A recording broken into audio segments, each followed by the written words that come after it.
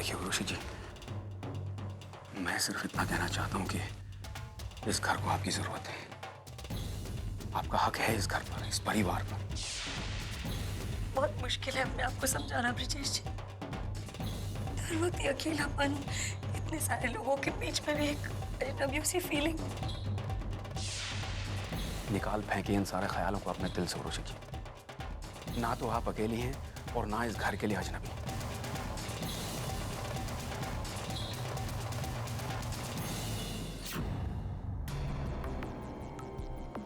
तारा, आओ अंदर आओ। तारा, तुम कहाँ जा रही हो? आओ ना। आप कब आए ऑफिस से? आपकी तो बोर्ड मीटिंग थी ना?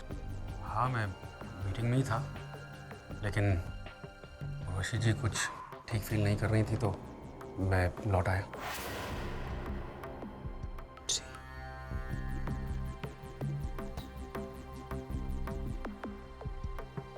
यूं ही परेशान हो रहा था मैं, बात इतनी बड़ी भी नहीं थी। ब्रिजेश जी, क्या हम पूछ सकते हैं कि आप क्या सोच रहे थे?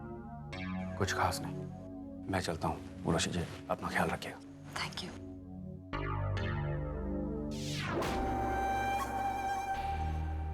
तारा, अब तुम्हारी तबीयत कैसी है? मैं जानता हूं तुम यही सोच रही हो ना कि जब तुमने रुकने के लिए कहा तो मैं रुका नहीं, लेकिन उर्वशी जी के बुलाने पर मैं आ गया। तारा, तारा, हमें उनके बलिदान को समझना होगा। वो अपने आप को बहुत अकेला महसूस कर रही है। यह हमारी जिम्मेदारी है कि ऐसे वक्त में हम उनका खास ख्याल रखें। उन्होंने हमारे लिए बहुत कुछ किया है तारा, हम कम से कम इतना तो कर सकते हैं ना तारा?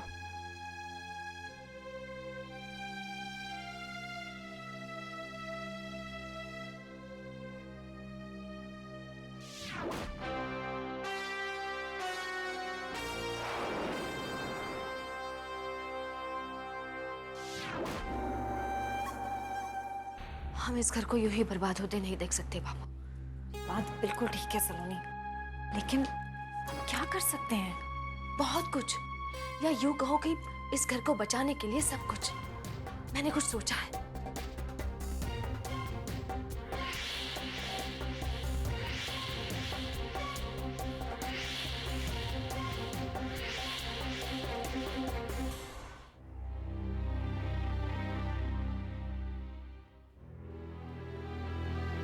भाई साहब, जी, कॉफी।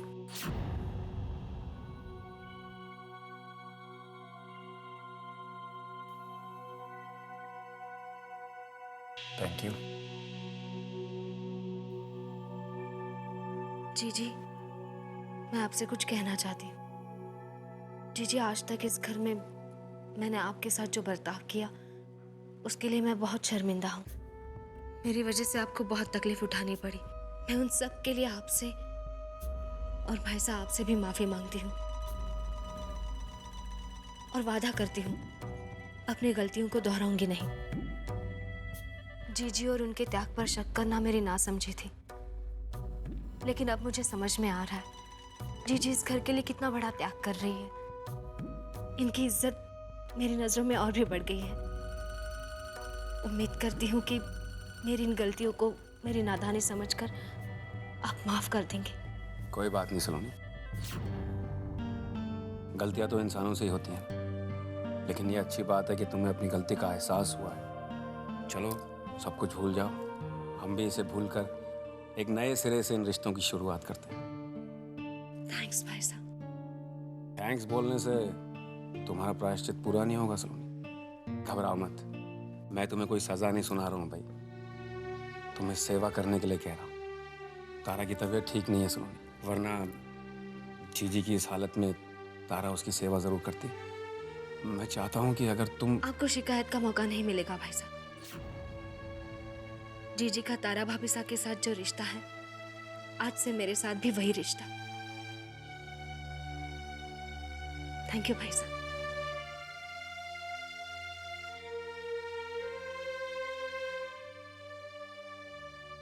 अरे सलोनी जी, ये अचानक क्या हो गया आपको? अकल ठिकाने आ गई क्या? खैर जो भी हो, डोंट माइंड। आपकी दुश्मनी से हमें बहुत ही फायदा पहुंचा है। आप अगर रास्ते में ना होती तो शायद हम कभी अपनी मंजिल के इतने करीब, इतनी आसानी से और इतनी जल्दी ना पहुंच पाते। देखिए, हॉस्पिटल का ये बिल तो आपको क्लियर करना ही पड़ेगा। हॉस्पिटल के बिल्स क्लियर करने के हम मना कब कर रहे हैं? मैं तो आपसे चंद दिनों की मोहलत मांग रहा हूँ। पैसों का इंतजाम होते ही। थक गया हूं मैं आपके ये बहाने सुनते सुनते। अगर आपने बिल जल्द से जल्द क्लियर नहीं किया तो हॉस्पिटल मैनेजमेंट को आपके खिलाफ कठोर कार्रवाई करनी पड़ेगी। चलता हूं मैं।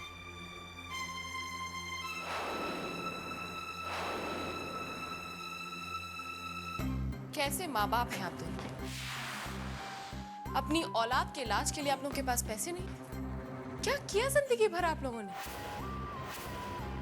दो पैसे नहीं जुटा पाया बुरे वक्त के लिए? खैर लाइए, ये बिल मैं भर दूंगी। कावेरी तुम बेकार की बहस मत कीजिए। बाकी कुछ आए ना आए, बहस पूरे दिन करवा ले कोई आपसे। ठहरो कावेरी।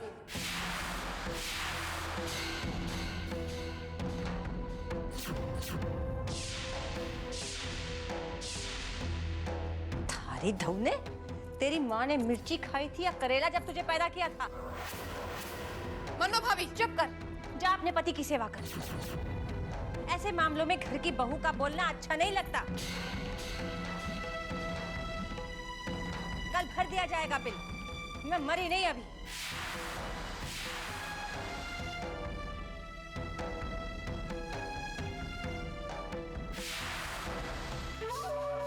कमाल है, हमारे टुकड़ों पर पल रही हैं और तेवर ऐसे दिखा रही हैं कि इनके रहमो करम पर ये घर चल रहा है।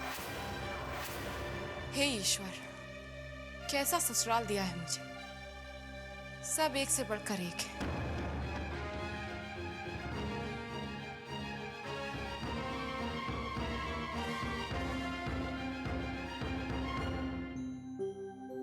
बाबू, आज आप आरती करें। सलोनी, जब घर में बहुएं आ जाती हैं तो घर के हर काम की जिम्मेदारी उनकी होती है, सास की नहीं। बड़ी बहू ही आरती करेगी। नहीं तारा, तेरी तबीयत ठीक नहीं है, तू आराम कर। उर्वशी है ना, वो कर लेगी आरती।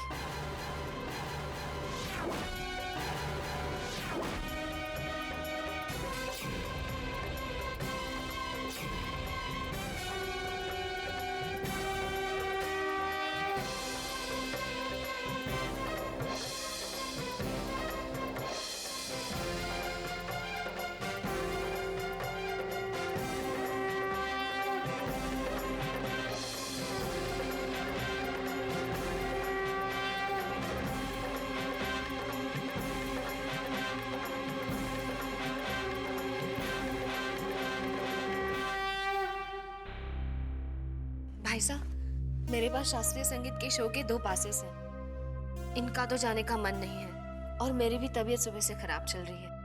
आप और भाभी साहब क्यों नहीं चले जाती ये शो देखने? नहीं सलोनी, मेरी तबीयत कुछ ठीक नहीं लग रही है। बहुत वीकनेस है अभी भी। ठीक है। अदिति भाई साहब, आप चले जाइए ना भाई साहब के साथ। अरे नहीं बाबा, मुझे ये शास्त्रीय संगीत वगैरह कुछ समझ में नहीं आता, और वैसे भी ईशान का ढेर सारा होमवर्क पड़ा है, मैं नहीं जा पाऊंगी।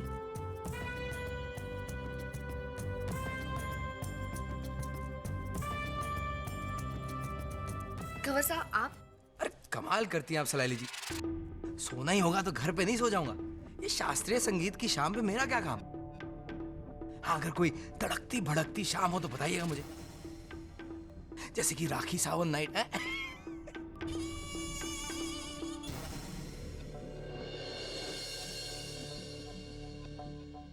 जी जी,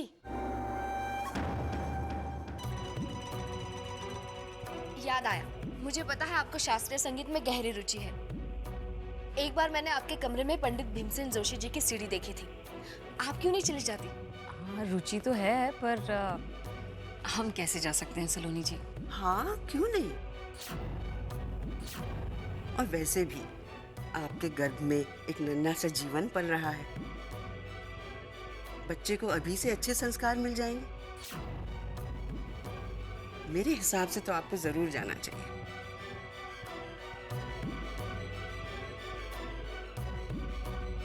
ऋषि जी, मुझे भी लगता है कि आपको चलना चाहिए। मेरा तो अकेले जाने का तो सवाल ही नहीं उठता। जाइए ना जीजी, थोड़ा बदलाव आ जाएगा। ठीक है, तो हम जरा तैयार होके आते हैं।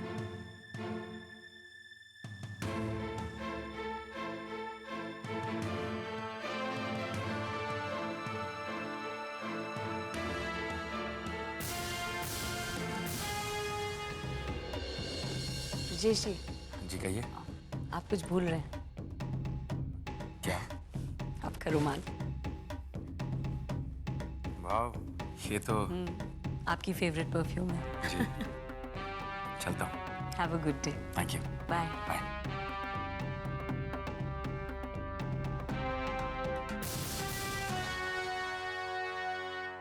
हाँ, लेकिन दिवाली पे खेलते ना। अरे तारा,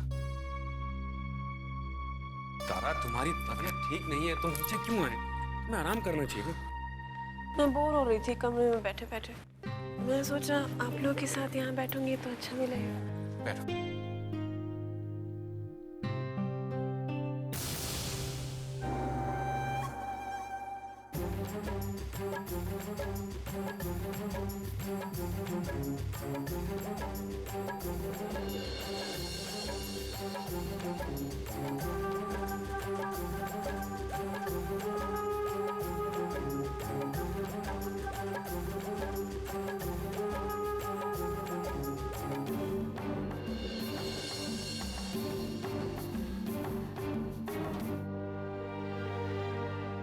आप तैयार है जाने के लिए? जी। ब्रजेश, हाँ तारा।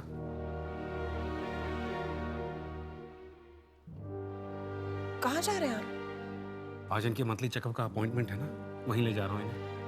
अरे जीजी, लेकिन वहाँ जाने के लिए हम दोनों का जाना तय था ना। हाँ तारा, लेकिन तुम्हारी तबीयत इतनी खराब है, हमें मुनासिब नहीं लगा।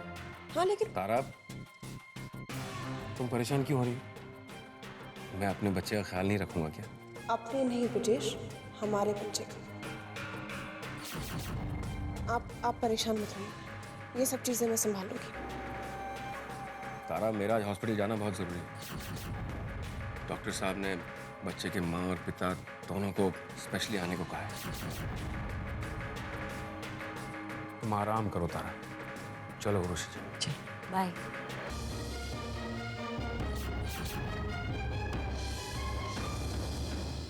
सुनिए,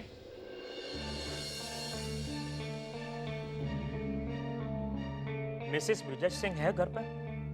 जी। उन्हें यह पार्सल देना था।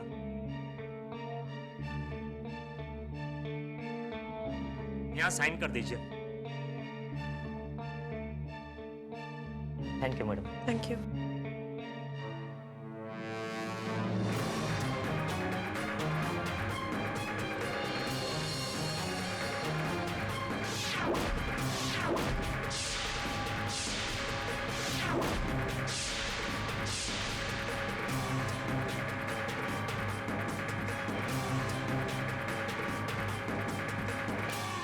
Mrs. Urvashi Brajesh Singh.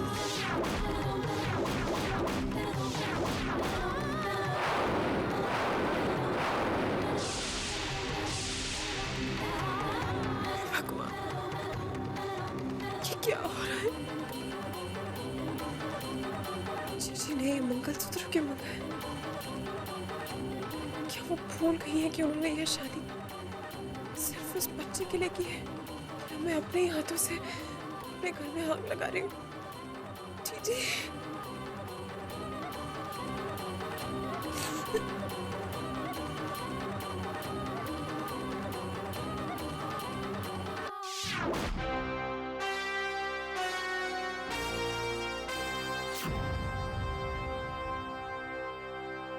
Ambika, मेरी कॉफी बनी कि नहीं? बना रही हूँ। थोड़ी स्ट्रांग बनाना। क्या बना रही है मम्मी जी? तुम्हारे पापा जी के लिए कॉफी बना रही हूँ। क्यों?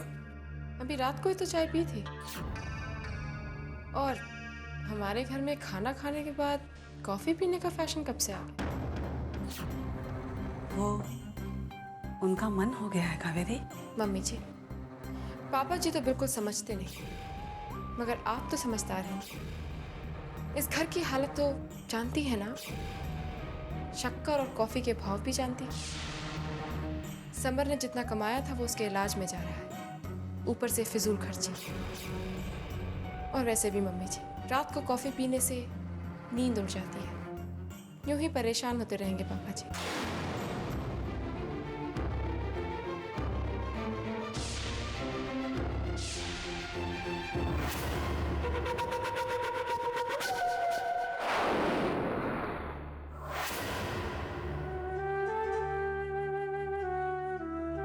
सुनो, वो घर में कॉफी नहीं है। कोई बात नहीं, जाने दो। मैं मना ही करने वाला था वैसे भी। क्या है, खाम एसिडिटी बढ़ जाएगी और नींद नहीं आएगी, सो अलग। मैं जरा बाहर टहल के आता हूँ।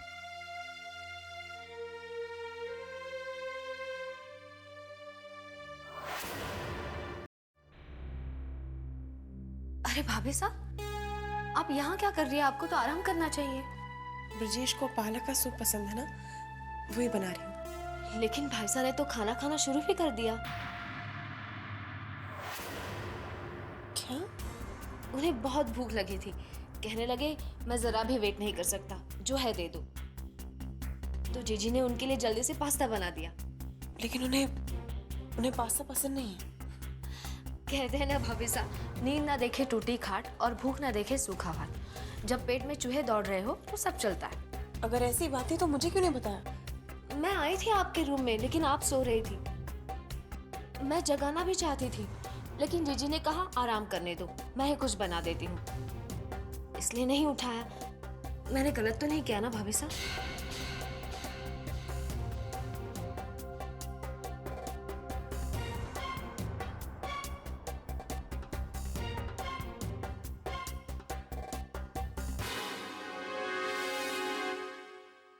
हाँ, मेरा बस चलता तो मैं तो खुशी के मारे चिल्ला पड़ता, लेकिन वो डॉक्टर और नर्स थे वहां, इसलिए मैं चुप हो गया। बड़ी अजीब सी फीलिंग होती है ना उर्वशी जी, अपने बच्चे की हरकतों को सोनोग्राफी में देखकर।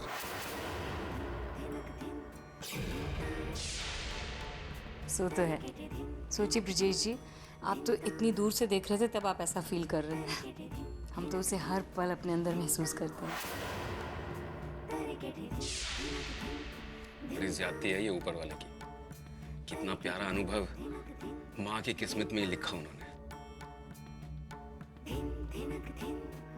ब्रजेश, मैंने आपके लिए पालक सूप बनाया है।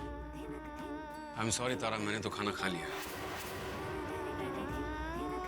थोड़ा सा तो खा लीजिए। नहीं, बस बहुत खा लिया, इनफैक्ट ज्यादा ही पेट भर गया है मेरा।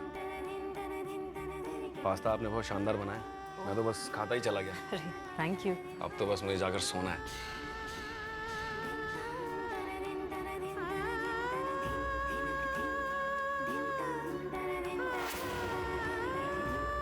जीजी, आपने मंगलसूत्र मंगाया था? हाँ, अरे उस दिन हम उस ज्वेलर के यहाँ गए थे, वो डिज़ाइन अच्छा लगा हमें मंगलसूत्र का, लेकिन ऑलरेडी किसी ने खरीद लिया था, तो हमने ऑर्डर प्लेस कर दिया। क्यों, आ गया है क्या? हाँ, लेकिन पार्सल पर आपका नाम कैसे था? जिसने खरीदा है तारा, उसी का नाम होगा ना पार्सल पर। लेकिन ब्रजेश, उस पर लिखा था मिसेस उर्वशी ब्रजेश सिंह। अच्छा, वेरी स्ट्रेंज। छोड़ो ना तारा, ये इन लोग कुछ जानते थोड़ी हैं, पढ़े लिखे लोग थोड़ी हैं। Just forget it. अरे ब्रजेश जी, आप कहाँ जा रहे हैं? आप बैठे, आपके लिए डेजर्ट भी है। अरे नहीं Urvashi ji, please, I am sorry. And thank you for the wonderful dinner. You are welcome. Good night. Good night.